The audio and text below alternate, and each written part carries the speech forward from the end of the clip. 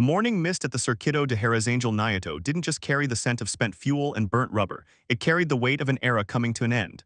For 24 years, the high-pitched, melodic scream of the inline-4 engine had been the heartbeat of Yamaha's racing identity.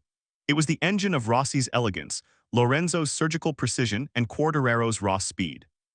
But as the sun began to bake the Spanish asphalt on this April morning in 2026, a new sound tore through the paddock.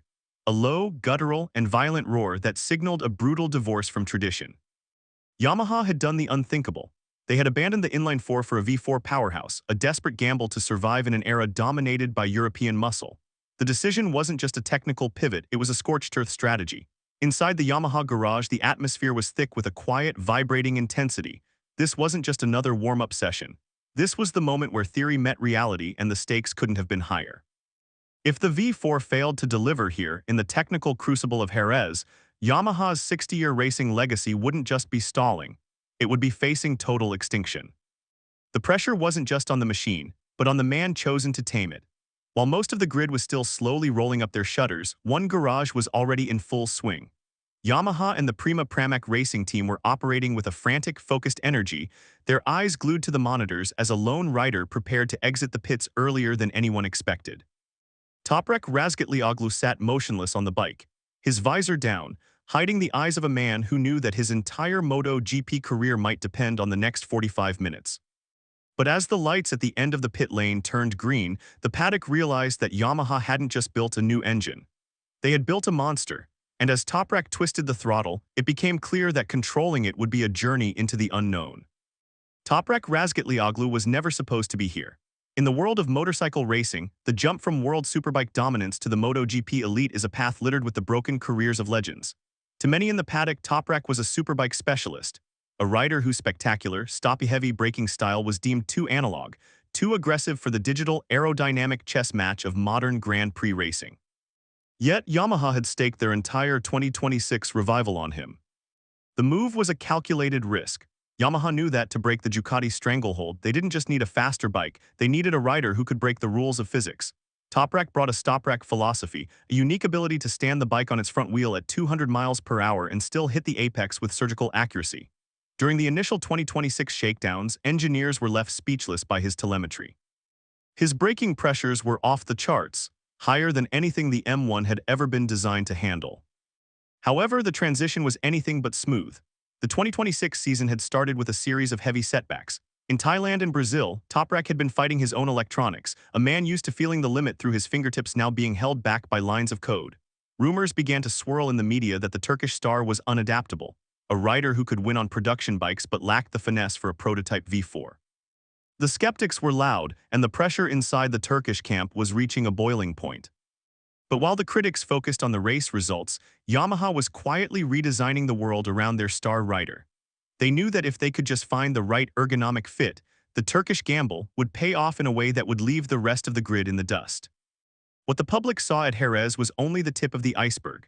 Unknown to the media and the rival teams, the Yamaha and Pramac crews had been working through the night. While the rest of the paddock slept, the garage was illuminated by the sterile glow of LED work lights. Some mechanics showed visible signs of fatigue, their eyes bloodshot from a closed-door simulation run that had lasted until the early hours of the morning. Yamaha had arrived in Spain with two distinct configurations for Toprak's 7 machine. One was the Safe Evolution, a refined version of the standard Aero package. The other was an experimental nightmare, a winglet package that looked like something out of an aerospace lab. The front winglets were sharper, more aggressive, designed to pin the front tire to the ground with terrifying force at high speeds. But the real secret was at the rear. A tiny, undisclosed aero device mounted near the tail unit, designed to stop the rear wheel from wandering during Toprak's trademark violent braking. This wasn't just about downforce, it was about stability. The V4 engine, for all its power, was wild by nature. It wanted to wheelie out of every corner, it wanted to slide under every heavy brake. The engineers were fighting a war against the bike's own instincts. They had even introduced a carbon composite swingarm, a high-tech component designed to offer just enough flexibility to keep the tire in contact with the Jerez asphalt, even when Toprak was leaning at 60 degrees. As the first session of the morning began, the data started rolling in. The experimental package was working, but as Toprak began to push the limits, a new tension emerged between the rider and the machine. The partnership between Yamaha and Prima Pramac Racing was perhaps the biggest political earthquake of the 2026 season. Pramac, The team that had been the backbone of Ducati's success for years had defected to the Japanese camp. It was a coup that left the paddock reeling. Pramac didn't just bring riders like Toprak and Jack Miller. They brought the Ducati mindset, a data-driven, risk-heavy culture that was fundamentally at odds with Yamaha's traditional, conservative Japanese philosophy. Inside the garage, the cultural clash was palpable. Pramac's engineers were pushing for radical setup changes, combinations that Yamaha's factory team might have taken years to approve. They were willing to break the bike to find the speed. This synergy created a new, flexible atmosphere. Yamaha provided the hardware, but Pramac provided the audacity. They were the living laboratory that Toprak needed to bridge the gap between his analog instincts and the bike's digital brain. The mechanics were no longer just following a manual, they were reacting in real time. Every time Toprak returned to the pits, a brief but intense discussion ensued. They weren't just talking about grip, they were talking about how the bike talked to him.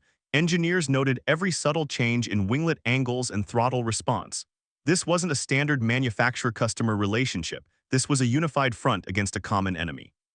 But as the collaboration began to show its first real results on the timing screens, the wild nature of the V4 was about to remind everyone why MotoGP is the most dangerous sport on Earth.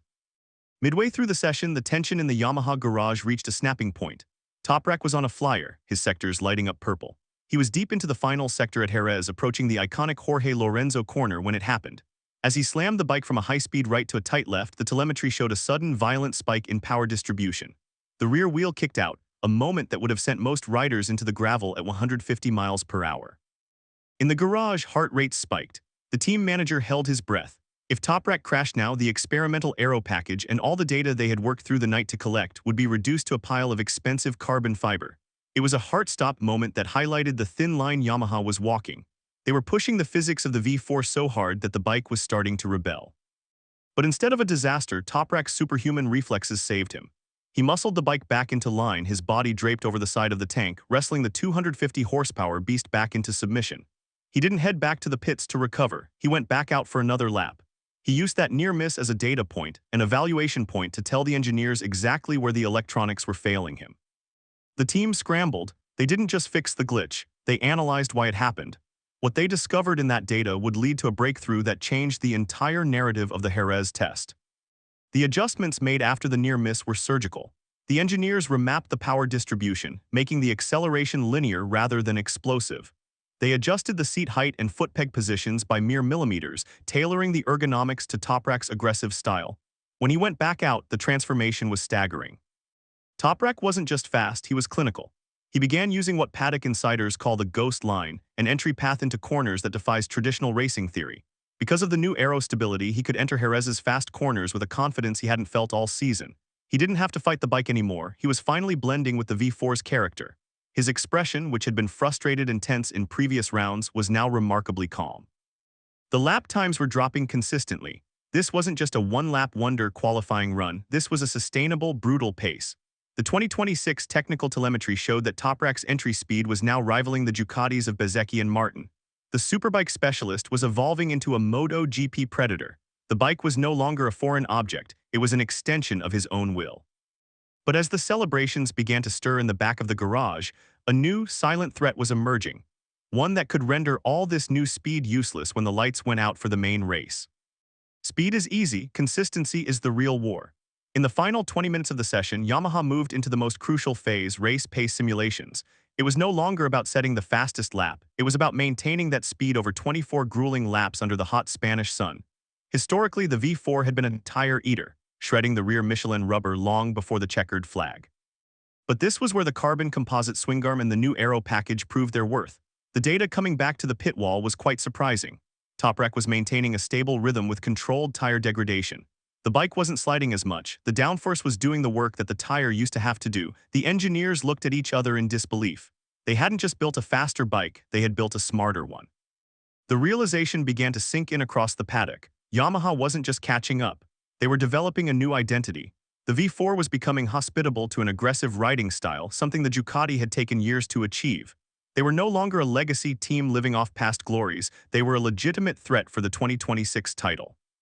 As Toprak pulled into the pits for the final time that morning, the silence in the garage wasn't a sign of failure. It was the heavy, pregnant silence of a team that knew they had just changed the championship narrative entirely. When the morning session ended, there were no champagne corks popping, no excessive celebrations. The mission was far from over, but the body language of the entire Yamaha and Pramac crew told the real story. There was a quiet satisfaction, a sense of belonging that had been missing for years. They had taken the biggest gamble in racing history, and for the first time the cards were falling in their favor. Jerez 2026 would be remembered as the turning point. The question was no longer whether Toprak Razgatlıoğlu could be fast on a MotoGP bike.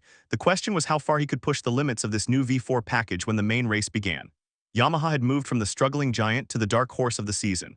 They had found the speed that had been hidden for so long, not through luck, but through the brutal, early-morning grind of a team that refused to die. As the bikes were wheeled back into the shadows of the garage, the message to the rest of the grid was clear. The V4 era wasn't just starting for Yamaha, it was being mastered. The renaissance of the Iwata factory had begun, and it was being led by a man who refused to follow anyone else's line.